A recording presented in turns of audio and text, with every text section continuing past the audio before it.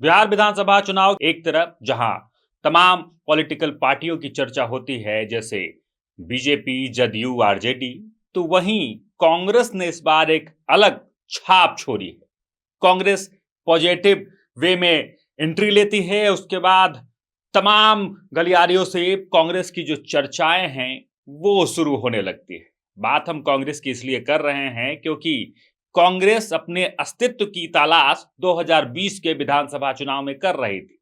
चर्चाएं ये थी कि क्या कांग्रेस अपना अस्तित्व इस बार बचा पाएगी, और इस तमाम सवालों का जवाब जो है इस बार मिलता हुआ दिख रहा है, क्योंकि कांग्रेस अब पूरे एक्टिव मोड में है।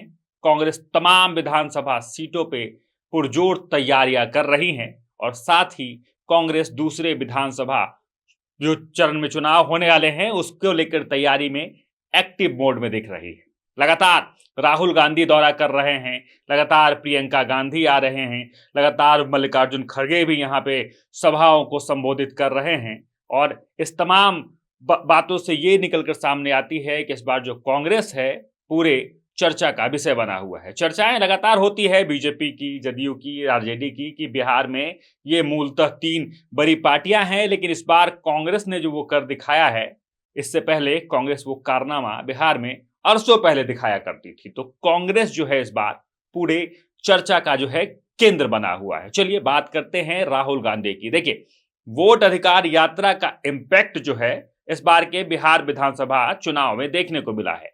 जब राहुल गांधी यात्रा पे आते हैं तो जो एक अलग इंपैक्ट जो है पूरे बिहार में एक नया इंपैक्ट खड़ा हो जाता है, और जिसके बाद जो है पॉजिटिव वे में राहुल गांधी के साथ साथ कांग्रेस की चर्चाएं भी जो है वो शुरू होने लगती है। बात कर लेते हैं प्रियंका गांधी की। तो प्रियंका गांधी भी लगातार बिहार में सभाएं कर रही हैं, और उस सभा का प्रभाव महिला वोटर पर भी लगातार देखने को मिल रहा है। एक लोग जो है सीरियस होकर प्रियंका गांधी को अब सुनना पसंद कर रहे हैं। साथ ही बात करें प्रदेश अध्यक्ष जो है बिहार कांग्रेस के राजेश राम, जब से उन्होंने कमान संभाली है एक तरह से पॉजिटिव वे में लगातार काम हो रहा है, और साथ ही दलित जो वोटर हैं उन पे भी लगातार जो है साधने की तैयारी कांग्रेस जो है वो कर रही है। क्योंकि चर्चाएं ये भी चल रही थी कि अगर महागठबंधन की सरकार बनती है तो जो उप मुख्यमंत्री के चेहरे के तौर पर राजेश राम को देखा जा सकता है। हालांकि ये चर्चाएं ही चल रही हैं। साथ ही बात कर लेते हैं कृष्णा अलावरू की।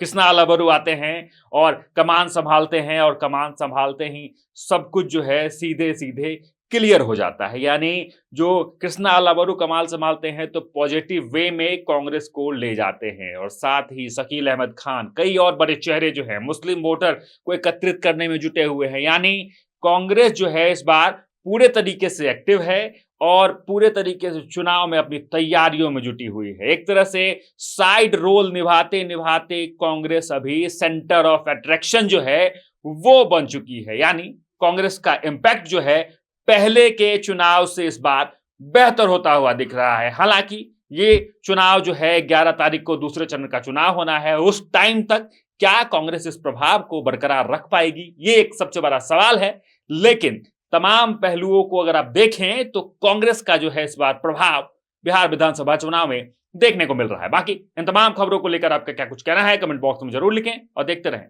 सच टॉक।